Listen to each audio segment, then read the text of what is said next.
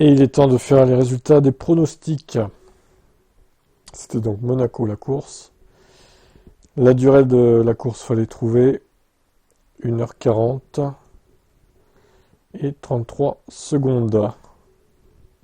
Ce fut une course assez fluide finalement. À part le début, mais il n'y a pas eu de safety car, pas de red flag. Alors le meilleur tour c'est qui déjà? C'est bien Norris. Ok, 2 dixièmes de mieux que Russell, qui est deuxième. Oui, quand il était débloqué, du coup, ça allait plus vite, Georges. Norris, vainqueur. Charles, Piastri. Heureusement, celui-ci n'a pas escroqué la course, Max Verstappen. Il a déjà escroqué Lewis en qualif. Ce dernier terminera cinquième. Il n'y a pas eu de pluie ni de safety car. Et il y a eu 2 DNF, Alonso et Gasly. Ouais.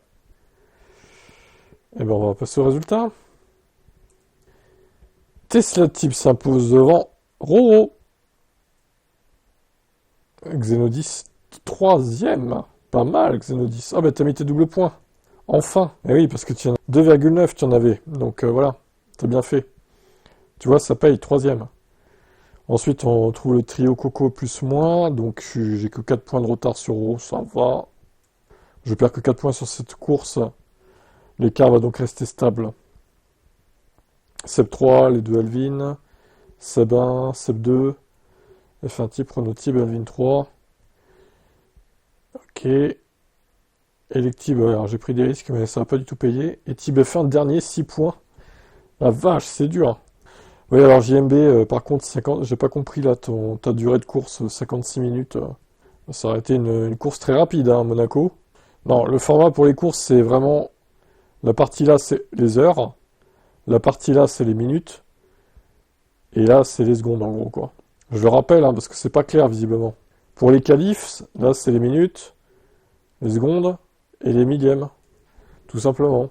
Vous prenez pas la tête, hein, c'est simple. Hein. Alors, du coup. Bon, bah, en fait, avec Roro, c'est. Je lui ai pris 4 points en qualif, et là, il m'a repris 4 points, donc c'est stable. L'écart est stable. F1 type, par contre, pas terrible. Tesla a mis plus. Puis les autres derrière, le trio de Seb, 8, 9, 10. Ok, ok, ok. Bon, on va pouvoir passer au classement des équipes, hein, ma foi. Alors, classement équipe à jour, ça donne FOM F1 Team devant.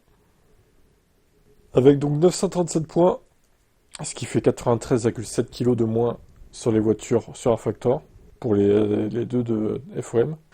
Mercedes est deuxième juste derrière, 6 points derrière. As, McLaren, Racing Bulls, Ferrari, Aston. Un peu plus loin, on retrouve Audi et Red Bull. Et oui, Red Bull, ça commence à être difficile avec Alvin 3 qui joue pas, ou qui performe pas là. Ensuite, on a Alpine, Cadillac, Sauber, Williams et Jordan. Alors, au niveau des doubles points restants, j'ai corrigé les gains qu'apporte FA Manager. J'ai un peu baissé de 8% environ. Parce que je trouvais que c'était un peu élevé quand même par rapport à Prono Factor. Donc il y a une légère baisse des doubles points gagnés avec FA Manager. Certains ne jouent pas spécialement en plus. Ils profitent en tant qu'inactifs. Donc bon, c'est pas très juste quoi. J'ai donc un peu baissé. Par exemple, moi c'était 7,4 avant, là c'est 6,1. Donc il m'en reste 12 avec mon compte principal. Ensuite 3, 3, 6, 4, 8. Roro, il te reste 12 également.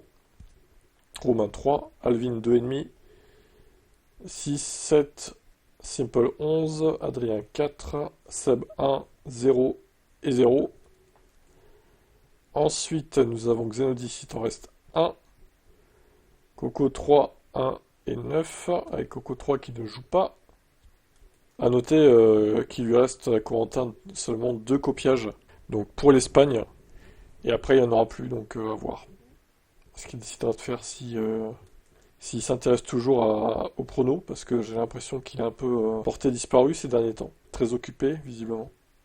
Belinda est en reste 7, JMB 2, Deal 2, KD 9, Chris 1, Zach 2, NS 2, Mad Max 1. Rendez-vous donc ce week-end pour l'Espagne. Que le meilleur gagne.